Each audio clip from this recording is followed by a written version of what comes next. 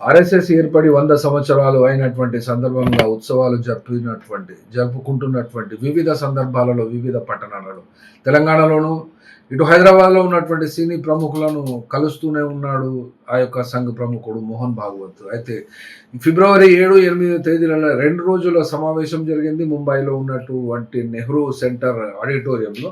ఇది ముంబైలో ఉన్నది. ఇక్కడ 2 రోజుల సమావేశం ఏర్పాటు జరిగినటువంటి వాళ్ళలో ప్రముఖులైనటువంటి 900 మంది పార్టిసిపేట్ అయినటువంటి దాంట్లో యావత్తు అని చెప్పలేము, కానీ most of the part of the participants were Bollywood.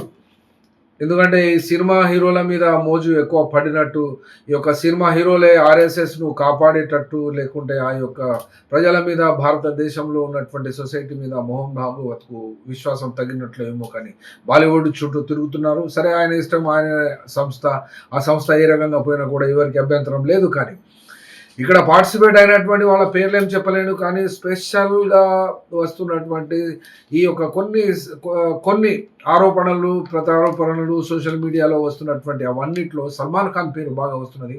ఈ యొక్క సల్మాన్ ఖాన్ ఒక్కటే కాకుండా అద్నాన్ సమీ, ఈయన గాయకుడు, పాకిస్తాన్ అతని నేటివ్, కానీ లండన్లో పుట్టాడు. వాళ్ళ యొక్క రూట్స్ అన్నీ కూడా పాకిస్తాన్లో ఉన్నవి. అతను భారతదేశంలో ఈ యొక్క ఈవెంట్లో పాల్గొన్నాడు మోహన్ భాగవత్తో సహా. కాబట్టి అతన్ని ట్రోలింగ్ చేస్తున్నాడు, మోహన్ భాగవత్ని కూడా ట్రోలింగ్ చేస్తున్నాడు. కాబట్టి మోహన్ భాగవత్ 100 సంవత్సరాల క్రితం ఏర్పడినప్పుడు ఆర్ఎస్ఎస్ ముస్లిమ్స్ వ్యతిరేక, ఇప్పటికీ కూడా ఆ యొక్క నరాన జీర్ణించుకొని ఉన్నటువంటి ఈ యొక్క సంఘము ఈ సల్మాన్ ఖాన్ అవసరం ఎందుకు పడుతున్నది?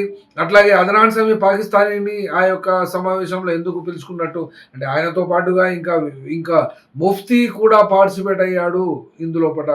ఎవరు పార్టిసిపేట్ అయినా కూడా ఏమీ లేదు. ఆ సంఘం ఏమైనా మారిపోతుందా, ఆలోచన ధోరణి మరియు ఆలోచన సరణి ఏమైనా మారుతుందేమో అనేటువంటి కలరిస్తున్నాడు. ఎందుకనంటే బీజేపీకి ఆర్ఎస్ఎస్ అవసరం లేదు అని చెప్పిన మీదట మోహన్ భాగవత్ యొక్క ఆందోళన బాగా పెరిగిపోయింది. ఆర్ఎస్ఎస్ ప్రభావానికి ఏ రంగము చేతిలో ఉండడం లేదు. ఆర్ఎస్ఎస్ అంటే ఒక రాజా దర్బారుగా లేకుంటే ఒక స్పెషల్ గెస్ట్గా ఇప్పటికీ జెడ్ లేదా వై కేటగిరీ సెక్యూరిటీలో ఉన్నటువంటి మోహన్ భాగవత్ ఇప్పుడు ఎందుకు ఇంత ఘనము బాధపడుతున్నాడు?